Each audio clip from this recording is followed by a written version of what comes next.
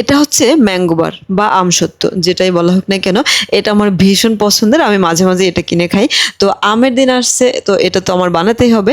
তো এটার জন্য হচ্ছে আমি আম কিনতে গিয়েছিলাম, ও না সরি, আমি মূলত আচার করার জন্য আম কিনতে গিয়েছিলাম। এই যে এই আমগুলো আমি হচ্ছে গিয়ে নিয়ে যাব আচার করার জন্য।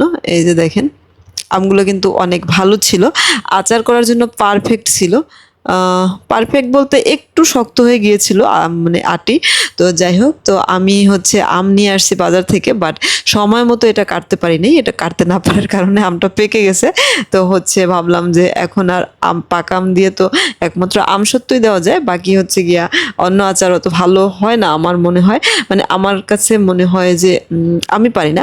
তো যার জন্য হচ্ছে আমি আমসত্ত্ব দেবো। আমগুলোকে ভালো করে সেদ্ধ করে দেন হচ্ছে আমটা ছাঁকনি দিয়ে সেঁকে পাল্পগুলো বের করে ওটার সাথে দিয়েছি চিনি, আর দিয়েছি হচ্ছে একটু পাঁচফোড়ন, দিয়েছি একটু গুঁড়ো মরিচ, এই সব কিছু দিয়েছি, টালা মরিচ মানে শুকনো মরিচ মানে গুঁড়ো করে দিয়েছি।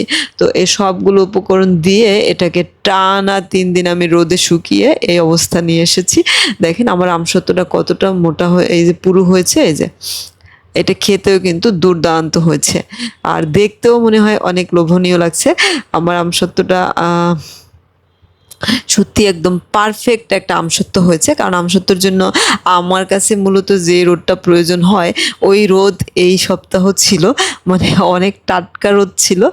আর এত পুরু একটা, এই যে দেখেন কি পুরু হয়েছে। এরকমের হচ্ছে আমসত্ত্বটা অনেক রোদে না দিলে আমার কাছে ভালো লাগে না। তো যাই হোক, রোদে ভালো করে শুকিয়ে দেন হচ্ছে আমি এখন টুকরো টুকরো করে কেটে বয়মে ভরে রাখবো। আর এটা 6 মাস পর্যন্ত অনায়াসে রাখা যায়। এই যে দেখেন, এটা খেতে কিন্তু অনেক মজা হয়েছে। আর হ্যাঁ, আমি হাত ভালো করে ধুয়ে নিয়েছি।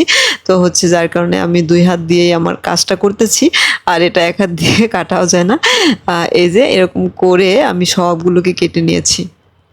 আমসত্ত্ব আসলে আরও পাতলা করে দিয়ে একদিনেও শুকানো যায়, বাট আমি ইচ্ছে করে একটু মোটা করে দিয়েছি। আমার কাছে এইটা খেতে ভীষণ ভালো লাগে, আমি মাঝে মাঝে বাজার থেকেও কিনে খাই। তো যাই হোক, আপনিও চাইলে এরকম করে আমসত্ত্ব বানিয়ে 6 মাস পর্যন্ত রেখে বাসায় খেতে পারেন, এটা কিন্তু অনেক মজা। ভিডিও ভালো লাগলে লাইক কমেন্ট শেয়ার দিয়ে পাশে থাকবেন, আর হচ্ছে ভালো না লাগলে স্কিপ করবেন। দেখা হবে নতুন কোনো ভিডিওতে, সে পর্যন্ত সবাই ভালো থেকো, আল্লাহ হাফেজ, বাই বাই, টাটা।